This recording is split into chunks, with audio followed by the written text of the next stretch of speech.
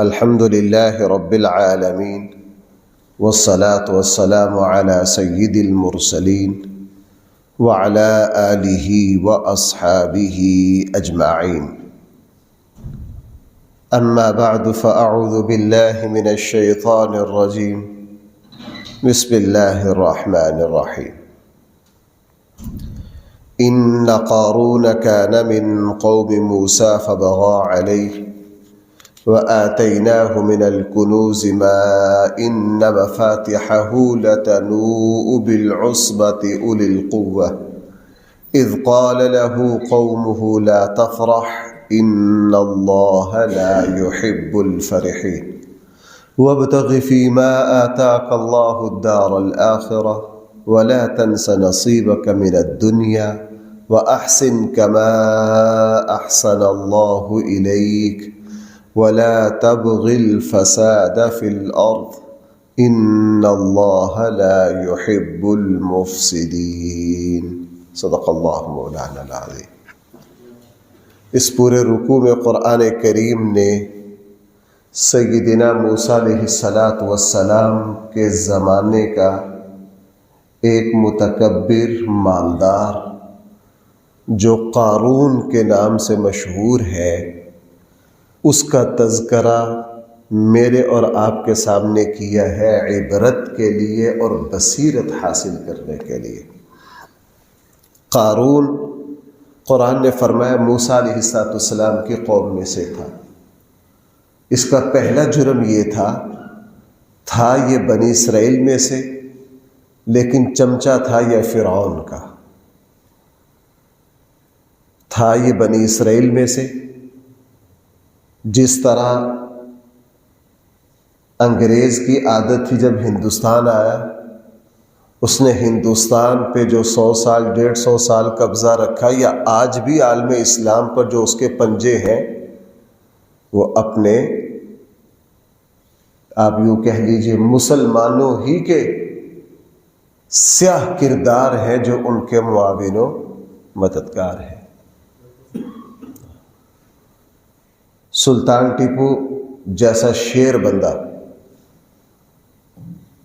سلطان ٹیپو جیسا دلیر بندہ آپ اس کی ہسٹری پڑھ کر دیکھیں، اپنوں کی غداری کی وجہ سے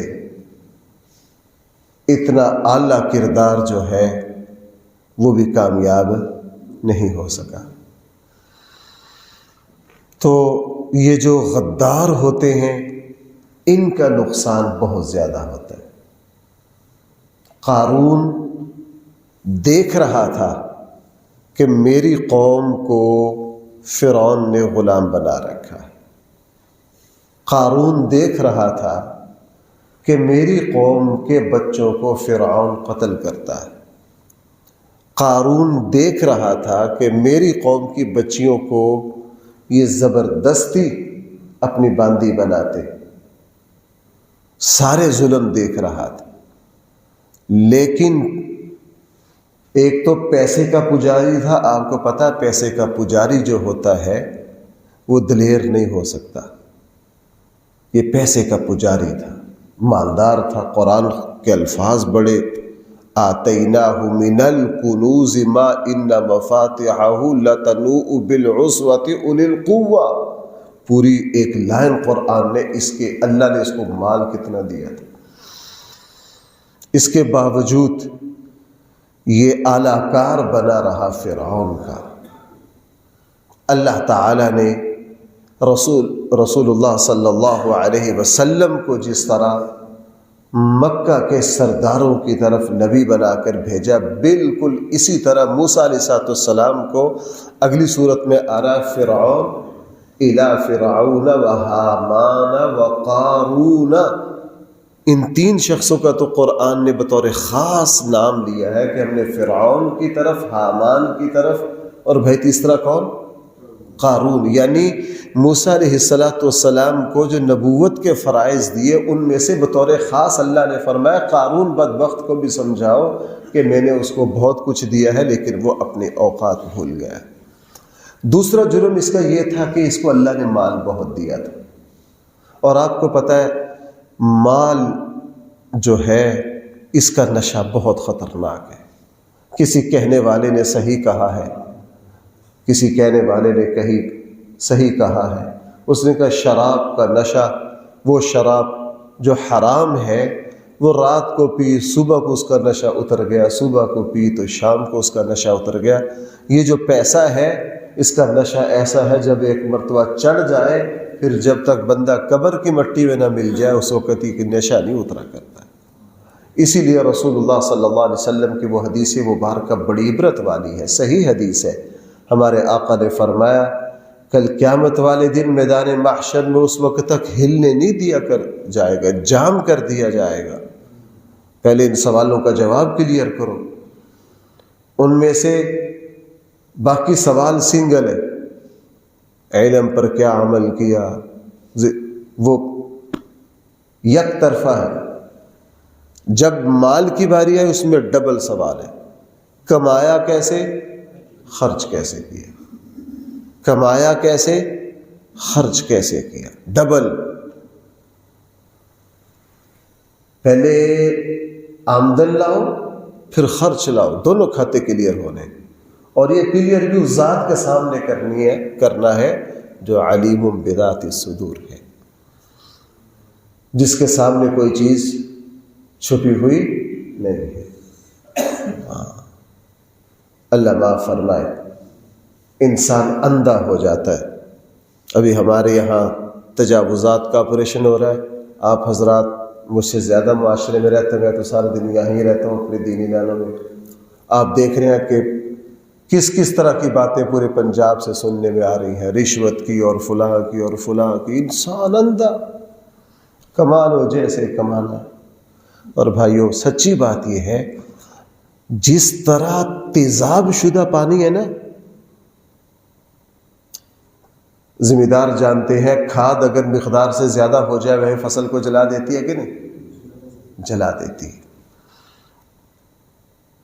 جو پانی تیزابی ہو وہ لہلہاتے باغ و گلستان کو خاک کر دیتا ہے، برباد کر دیتا ہے۔ یہی حرام مال ہے۔ حرام مال ایسا تیزابی پانی ہے، بس یہ حلق سے اترا نہیں، یہ جسم پر آیا نہیں، یہ انسان کے ایمان کو، اس کی شرافت کو، اس کے اخلاق کو، اس کے آنکھوں کے نور کو، اس کے چہرے کی نورانیت کو، ہر چیز کو خاک کر دیتا ہے، مٹا دیتا ہے، جلا دیتا ہے۔ فرعون کو، قارون کو مال دیا اللہ نے بہت۔ میں آپ سے عرض کروں، پورے قرآن میں کسی شخص کے دیے ہوئے مال کو اللہ تعالیٰ نے، قرآن کریم نے اتنے بڑے لفظوں سے تعبیر نہیں کیا جتنا قارون کا۔ یہاں آپ ترجمے میں دیکھیں گے قرآن نے کتنے بھاری لفظ استعمال کیے ہیں۔ آپ یوں کہہ لیجئے جس طرح آج کل ہے نا کہ دنیا کے جی اول نمبر کا مالدار یہ ہے، دوم کا یہ ہے، سوم کا یہ ہے، یوں کہہ لیجئے کہ یہ اس پورے خطے کا اول نمبر کا مالدار تھا۔ جب اس کو مال دیا تو آپ کو پتہ ہے اللہ تعالیٰ جب کسی کو پکڑتے ہیں، پکڑنے سے پہلے سنبھلنے کا موقع دیتے ہیں۔ اللہ تعالیٰ سمجھانے والے بھیجتے ہیں۔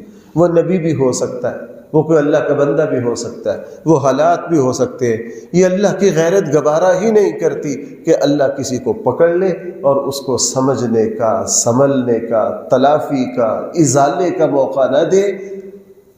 بھائی ایسا اللہ کا قانون اور اصول نہیں ہے۔ اس کو لوگوں نے سمجھایا، اس کو 2-3 باتیں سمجھائی۔ پہلی بات اس کو یہ کہا جناب یہ مال اکڑنے کے لیے نہیں ہے، یہ ضرورت کے لیے ہے۔ اتنا نہ اترا اس پر، اپنی اوقات کو نہ بھول۔ میں نے پچھلے درس میں عرض کیا تھا، پیسہ نشہ چڑھتے ہی انسان اللہ کو بھولتا ہے، رشتہ داریوں کو بھولتا ہے۔ زندگی میں جن لوگوں کی انگلیاں پکڑ کے چلنا سیکھا ہوتا ہے انہی کو کہتا ہے تو کون ہے، تو کون ہے۔ انسان اپنی اوقات بھول جاتا ہے۔ پیسہ آتے ہی یہی معاملہ اس کا۔ اس کو لوگوں نے کہا اس مال پر اتنا نہ اکڑیے، کوئی اکڑنے کی چیز نہیں ہے۔ وہ اللہ جو منٹوں میں 100 پر لے جاتا ہے، اس کے لیے 0 پر لانا کچھ مشکل نہیں ہے۔ آج کل کے زمانے میں ہم دیکھ رہے ہیں، رات کو بندہ سوتا ہے، اس کی پوزیشن کچھ اور ہوتی ہے، صبح اٹھتا ہے تو بھائی کچھ اور ہوتی ہے۔ اللہ کے لیے کچھ مشکل نہیں ہے، وہ اس کائنات کا خالق و مالک ہے۔ وہ تؤتی الملک من تشاء وتنزع الملک ممن تشاء، وہ اگر دینا جانتا ہے نا تو وہ لینا بھی جانتا ہے۔ وہ لینے پر آئے تو زمین و آسمان ہل جاتے۔ اس کو لوگوں نے سمجھایا جناب، ان اللہ لا يحب الفرحین، اللہ تعالیٰ آکڑ کو پسند نہیں کرتے، اللہ غرور کو پسند۔ مال کے ساتھ عاجزی ہو تو بندہ پھر عبد الرحمن بن عوف جیسا تیار ہوتا ہے، عثمان غنی جیسا تیار ہوتا ہے۔ حضرت عبد الرحمن بن عوف رضی اللہ عنہ، سعد بن عبادہ، حضرت عثمان غنی رضی اللہ عنہم، یہ صحابہ اکرام میں بڑے بڑے مالدار لوگ تھے، اللہ نے ان کو بہت مال دیے۔ حضرت عبد الرحمن بن عوف کے بارے میں اہل علم نے لکھا ہے، ان کے دسترخوان پر اس زمانے میں 40 طرح کے کھانے، اللہ نے بڑا مال دیا۔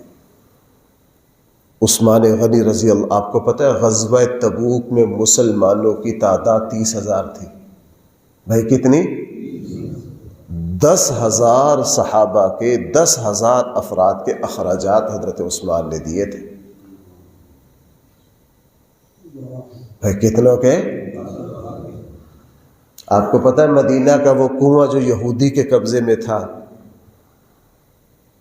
اور وہ کسی پانی بیچتا تھا، اللہ کے نبی نے یہ جب فرمایا تھا کون ہے جو مسلمانوں کے لیے پانی خریدے میں اس کو جنت کی ضمانت دوں، اور تو عثمان غنی نے بڑی بھاری رقم سے وہ کنواں خرید کے مدینہ والوں کے لیے کیا کر دیا؟ وقف کر دیا۔ اور صحابی رسول فرماتے ہیں جس دن حضرت عثمان غنی نے یہ کنواں مدینہ والوں کے لیے وقف کیا نا، تو اس دن پورے مدینہ میں جشن اور عید کا سما تھا کہ اللہ نے ہمیں اپنا پانی دے دیا۔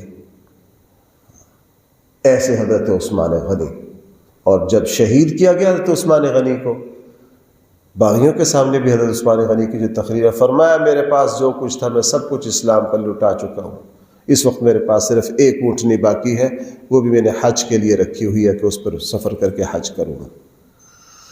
تو قوم نے سمجھایا یہ مال آکڑ کے لیے، غرور کے لیے، دوسروں کو نیچا دکھانے کے لیے، اپنی شان و شوکت کے اظہار کے لیے نہیں ہے۔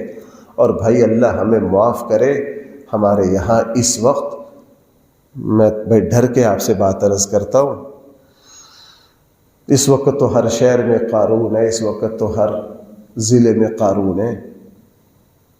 قرآن کریم ان کرداروں کو کیوں رکھ رہا ہے میرے لیے؟ تاکہ میں اور آپ، ہمارے یہاں بھی اس وقت اپنی شان و شوکت کے اظہار کے لیے، دیکھو بھائی ضرورت کے لیے انسان اعلیٰ سے اعلیٰ لباس پہنے، اعلیٰ سے اعلیٰ سواری استعمال کرے، اعلیٰ سے اعلیٰ کھائے، یہ اسلام اس سے نہیں روکتا۔ ایک ہے رشتہ داروں میں، برادری میں، اپنی قوم میں اپنی گردن، اپنے ناک اونچا کرنے کے لیے، لوگوں پر دھاگ بٹھانے کے لیے، یہ نہیں اللہ کو پسند، یہ اللہ کو پسند نہیں ہے۔ یہ عربوں کا دستور تھا، قرآن نے ان کو ویسے نہیں کہا الہاکم التکاثر حتی زرتم المقابر، تمہیں اس بھاگ پیسے کے اس مقابلے نے الہاک تمہیں تباہ کر دیا، یہاں تک کہ زرتم المقابر، تم قبرستانوں تک پہنچ گئے، تم قبرستانوں تک پہنچ گئے۔ دنیا میں جنہوں نے بڑے بڑے بول بولے، پھر دنیا نے ان کے جنازے بھی دیکھے کہ جنازے پڑھنے والے بھی چاندی افراد تھے ان کے، اس لیے قوم نے فرمایا آپ اس پر آکڑ نہ۔ دوسری بات، یہ جو مال اللہ نے تجھے دیا ہے وابتغ فیما آتاک اللہ، اللہ نے تجھے دیا ہے، اس سے تو کوئی اللہ کی رضا، کوئی نیکی کما۔ تیسری بات لوگوں نے اسے کیا سمجھائی؟ جو تجھے مال دیا ہے اس سے کیا کر، تو اللہ کی رضا کو حاصل کر، رشتہ داروں پر خرچ کر، کمزوروں پر کر، خیر کی جگہ خرچ کر۔ کیوں؟ ہمارے آقا صلی اللہ علیہ وسلم نے کیا فرمایا؟ بندہ کہتا ہے میرا مال میرا مال۔ تیرا مال کون سا ہے؟ جو کھا لیا پی لیا اور جو پہن کے۔ تیرا مال تو وہ ہے جو استعمال میں آ گیا، باقی تو تیرے وارثوں کا، تیرا کدھر ہے؟ باقی تو تیرے وارثوں کا ہے، تیرا کدھر ہے؟ لوگوں نے قارون کو سمجھایا کہ یہ مال اس لیے ہے تاکہ تو اس سے کیا کرے؟ اپنے اللہ کی رضا کو پائے، اپنے اللہ کی رضا کو پائے۔ اور بھائی اس میں بھی کوئی شک والی بات نہیں، جو لوگ اپنے مال کے ذریعے اللہ کی رضا کو پاتے، اللہ تعالیٰ پھر، میں نے ابھی سیدنا صدیق اکبر رضی اللہ عنہ پر جمعے پڑھائے تھے۔ مکہ میں ابتدائی مسلمان، پہلے جو 15-20 مسلمان ہیں، ان میں سے آدھے غلام۔ یہ کون ہے؟ بلال حبشی۔ یہ کون ہے؟ فلاں۔ یہ کون ہے؟ حضرت سمیہ۔ غریب لوگ۔ اور بھائیوں اتنے ظالم و جابر معاشرے میں ان غلاموں کا ایمان، حضرت بلال کی محبت اللہ نے ویسی پیدا کر دی مسلمانوں کے دلوں میں۔ بھائیوں ہم تو تصور نہیں کر سکتے حضرت بلال کی قربانی کا، غلام ہو کر پھر مکہ جیسے پتھر دل معاشرے میں، ظالم و جابر معاشرے میں کھڑے ہو کر اشہد ان لا الہ الا اللہ کا اعلان کرنا کوئی آسان کام تھا؟ ہم تو بھائی بیٹا گھر میں جو رسمیں، ہم تو ان کو نہیں مٹا سکتے، ہم تو اپنی اولاد کا مقابلہ نہیں کر سکتے، اور حقیقی بات ہے آج کی اولادیں مانتی بھی نہیں ہیں۔ انسان کو لگ پتہ جاتا ہے، اپنے رشتہ دار جب مد مقابل آتے۔ اب حضرت سیدنا صدیق اکبر نے کیا کیا؟ بہت بھاری مال خرچ کر کے یہ ابتدائی غلاموں کو خریدا، اور بہت زیادہ پیسہ خرچ کر دیا، سارا خرچ کر یہ غلام حضرت بلال کو خریدا، اور دوسرے 4-5 غلاموں کو خریدا۔ خرید کے ان کو کیا کیا؟ آزاد کیا۔ گھر گئے، صدیق اکبر رضی اللہ عنہ کے والد نے ڈانٹا، کہا بچے تو نے یہ کیا کیا؟ سارے پیسے تو نے فضول جگہ لگا دیے، یہ غلام تیرے کس کام آئیں گے؟ اور تو نے اوپر سے آزاد بھی کر دیا ان کو۔ جب ابا جی نے ڈانٹا نا تو صدیق اکبر نے کیا کہا؟ صدیق اکبر نے کہا ابا جی میرا اس مال کے ذریعے صرف اللہ کی رضا کو پانا میرا مقصد ہے، باقی میں دنیا کا کوئی مفاد نہیں چاہتا۔ اور قرآن نے مہر لگا دی اس پر، سورۃ اللیل کی آخری آیات آئی، وَمَا لِأَحَدٍ مِّنْ عِندَهُ إِلَّا ابْتِغَاءَ وَجْهِ رَبِّهِ الْأَعْلَىٰ۔ یہ اللہ کا بندہ اس لیے خرچ کر رہا ہے تاکہ اللہ کی رضا کو پائے۔ اس لیے بھائی مال کو اگر سیدھا استعمال کر لیا جائے نا تو بندہ پھر اس سے نیکیاں بھی بڑی کماتا ہے، اس سے نیکیاں بھی بڑی کماتا ہے۔ اور اگر اس کو غلط استعمال کر لیا جائے تو پھر اس میں بربادی بھی بہت ہے۔ لوگوں نے تیسری بات اسے یہ کہی وَابْتَغِ فِيمَا آتَاكَ اللَّهُ الدَّارَ الْآخِرَةَ۔ ہاں ایک بات اور بڑی پیاری لوگوں نے اس کو سمجھائی، وَلَا تَنْسَ نَصِيبَكَ مِنَ الدُّنْيَا۔ اس مال میں جو تیرا دنیا کا حصہ ہے نا وہ بھی تو حاصل کر، اللہ روک نہیں رہا۔ یعنی اللہ نے مال دیا ہے، اس سے اچھا کھا پی، اپنی ضروریات پوری کر، اللہ تعالیٰ اس سے روکتے نہیں ہے۔ اسلام تو بالکل ہی نہیں روکتا۔ وہ ایک مالدار صحابی اللہ کے نبی کے پاس آئے تھے نا، لباس پھٹا پرانا تھا، اللہ کے نبی نے فرمایا اللہ نے تجھے مال نہیں دیا؟ انہوں نے کہا جی دیا۔ فرمایا پھر ما ھذا، یہ کیا ہے تیرے پھٹے پرانے کپڑے؟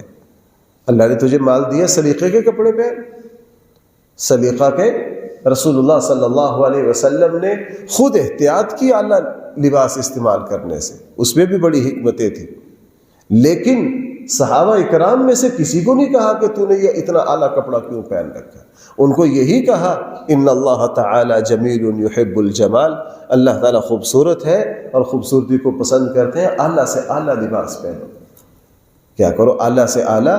تو لوگوں نے قارون کو سمجھایا کہ اس مال میں جو تیرا دنیا کا اللہ نے جو حصہ رکھا ہے وہ اچھی طرح پورا کر، اپنی اچھی رہائش بنا، اچھی سبق گاڑی لے لو، حج ہے کرو، اعلیٰ لباس پہنو، کھانا پینا اعلیٰ رکھو، اگر مالی گنجائش ہو اپنے اہل و عیال پر، رشتہ داروں پر، اپنے بیوی بچوں پر بالکل بخل سے کام نہ لو۔ جب ساری بات کہی نا تو جناب کل انشاءاللہ اس کی تھوڑی سی تشریح آئے گی، بس آج تو ساری باتیں سن کر قارون نے کہا جاؤ کام کرو جا کے۔ کس نے مال دیا، کس کو دیا؟ اوتیتہ علی علم عندی، یہ سارے میرے علم، میری محنت کا نتیجہ، میری فنکاری کا نتیجہ ہے۔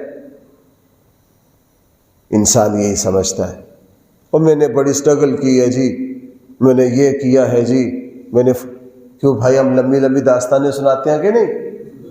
اس نے کہا اوتیتہ علی علم عندی، کس اللہ نے دیا ہے؟ کس نے دیا ہے؟ یہ تو میرا فن ہے، میری محنت ہے۔ آج بھی لوگ یہ کہہ رہے ہیں یار ہم جو چاہیں خرچ کریں، جو چاہیں خرچ کریں، چھوٹی چھوٹی فضول حرکتوں پر اللہ معاف فرمائے لوگ لاکھوں لگا رہے، ایسی ایسی جگہ پیسہ خرچ کر رہے۔ وہ کہتے جناب کل قیامت والے دن اللہ پوچھیں گے جناب آؤ ہاں ذرا تمہاری صلاحیتوں کا تھوڑا سا امتحان لیں، اگر ہم دماغ کے ہلکا سا جھٹکا دے دیتے نا تمہیں تو تمہیں یہی پتہ نہ ہوتا تمہاری کون سی فیکٹری ہے کون سی نہیں ہے۔